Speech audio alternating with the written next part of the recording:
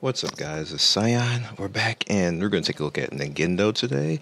Now, he was a monthly ninja, so you can look forward to that if you haven't gotten him yet, so you don't really have to worry about it or spend on it if you don't really want to. He will come in the future freely, so it's up to you. This you got a heads up. He's a monthly ninja. They kind of keep the same patch information, although I'm still kind of questioning why we had certain ninja for like 3 or 4 months, and like you don't really need to, but whatever. Ningendo right now.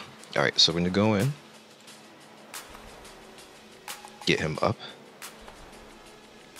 All right, there he is, looking cool. All right, you know what? I need to bring him up in a different way. Oh, over here. There he is. All right. So you see, he is skill broken, and what's a little bit confusion is skill broken basically means that he has the first tab right here, because you know some characters don't have that. So I'll go over to Lee. For example, Lee has it, doesn't have it. But if you go to somebody, say like, let me see, who's not skill broken. I think you're not skill broken. See, he's not skill broken. It means he basically has Shikamaru normal. Basically just has skill books, and only 3 skills in the skill books. Some characters are skill broken, some aren't. Like you see, Trader Orochimaru is not skill broken, but his normal version is. Wait, his normal version is probably up here. There he is. See, his normal version is. But he has skill books of just these three skills. So that's what it basically means. Like skill breaks on this side, skill books on this side. Alright, so let's go back to Ningendo. Alright. Now Ningendo is one of the I think there's 3 characters now that have the L skills. I want to call it legendary, but I'm pretty sure it's not. Right here, you have them over here now in this new 3rd slot over here. But what I'm going to do is I'm going to talk about the plus skills, which is the +1 and +2, the Y skills, and then we're going to talk about the L skills. So first up is just the plus skills. So you see basically right here he has a 1 and a 2 for his soul swallow. Pretty much what happens with the 1 and the 2 is basically the first one right here, which is the +1. His chakra consumption is now 0 on this one. No chakra at all. See, there's actually, if you look at the symbol, there's nothing there, so it's a flat 0. Number 2 basically means that his cooldown went to 2 rounds. You see right here it was 3 rounds, and now it's 2 rounds. So that's how, pretty much what happened with that. Okay, his chase.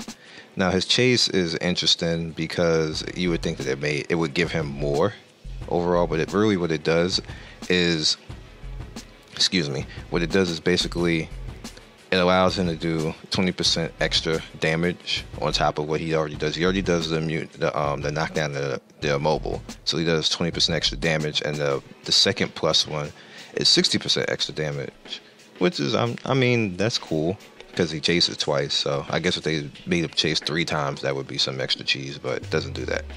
Alright, so this next one is his Genjutsu Mirror Return. What that basically does is that now Ningendo basically gets 10% extra resistance on top of that, and which is what I have right there, the 10% extra resistance, and right here it's 30%. It's pretty much all that does. And then you have the Rinnegan on the bottom right here, which I only have +1 and not the +2. Pretty much, excuse me. I don't know why this happens when I do videos, but the Rinnegan basically gives an extra 10%.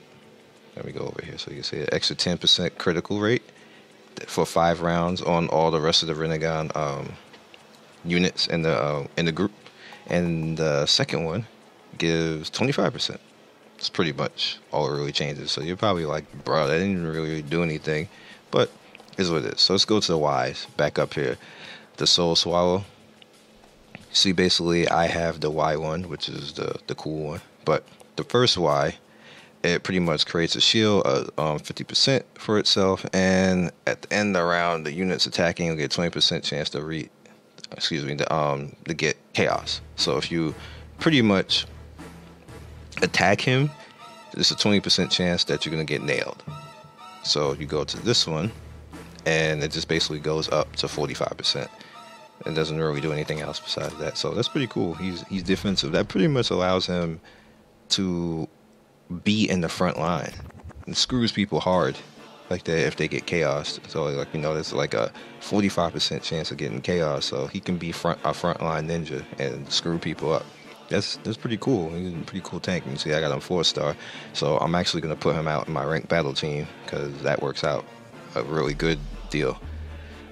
This one right here, which is pretty much the chase. What pretty much happens is now it'll add on. It won't have the same damage buff as these two. It gets rid of the damage buff and it absorbs 20 chakra for the first one. The Y1 will pretty much trigger twice around. So he gets back the trigger but no damage, but now he's going to absorb and trigger twice around. Cool, right? Alright, so the Y skill right here, which is the second one right here, this excuse me. He pretty much he reflects all debuffs deflected towards him, and that's it. You don't get the same crap as the rest of it. It's all debuffs, everything. So anything you shoot at him, there's no limit to it. It's going back. All right, and actual Rinnegan right here. Pretty much you lose a little bit of. Excuse me. I don't know why my throat is like that. You lose. No, actually, you don't lose anything. You get 15%. It changes the critical, and you get 15% combo rate. The second one right here, Y1, it gives 30%, and the last one, Y2, gives 45% combo rate. So I don't know if you want critical or combo rate. It's kind of like a choice, either or. You can always go back if you want to mess with that, and you know, click that one, which is cool. Same thing with this. If I want to go back and I don't decide that I don't like this mutation, then I can always go back to the ones like that. Sometimes it doesn't always open up everything. Like you see, like I can't have that because it didn't open it, which is weird because if I got all the way over here, all of this should be open. I don't like that part of the system, but it is what it is. So we're gonna go back and go up to the L1, which he only has 2 right there. So L1 is on the normal attack. Pretty much he's gonna deal 50% less damage, which is weird to females. I don't know why.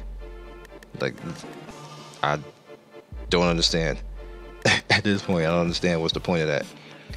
And you have this one, which is pretty much, he doesn't have the critical or anything like that, but all units basically receive 10 chakra every time they perform a chase, which is, I guess, okay. But I wouldn't. I think these are trash. I don't understand what this is. This seemed like troll. But I'm gonna go in. As far as getting all of this, it's par for the course. He's not a rare, so it's not that expensive at the same time, but it's still not a high chance. I think what you should really do is some of this stuff is better to do the pluses. It seems like the pluses are better overall than, like, I think everything might be. I don't know. See, even this one is not that great. I might want +2 for all of this and not even care about any of this over here. But it's just me. I'm just gonna go look at him because he doesn't do anything any different than what he did before. Like his skill break doesn't change anything. It's just all stats. He's pretty much a stat skill break, which he's more tanky now and better to be put out in the front. So he doesn't die like the way he used to, because he used to die. He wasn't really that tanky. He can reflect stuff, but if he get focused, he would get wrecked by taijutsu. But it's a little bit better now, even though he didn't get any resistance. I mean, resistance to defensive damage, which is what killed him originally, but a little bit more tanky is better. Alright, so you see he has basically like the Super Saiyan glow going on. And that's about it. We'll just wrap it from here. I think it's a good buff for him. You know, adding extra stats onto the other pains out there, so that's always good. And a game like this, where towards end game scalability, like these 20 to 60% boost with power gain the way that it is, and Naruto Online, this is good. This is good. It doesn't look that good on the outside, but having a character scale is good. So I'll catch you guys next video. If you don't have them, if you want to think about, you know, get them in the future, stuff like this, to hold on to them. But he's a worth ninja to actually have. So I'll catch you guys. Be legendary.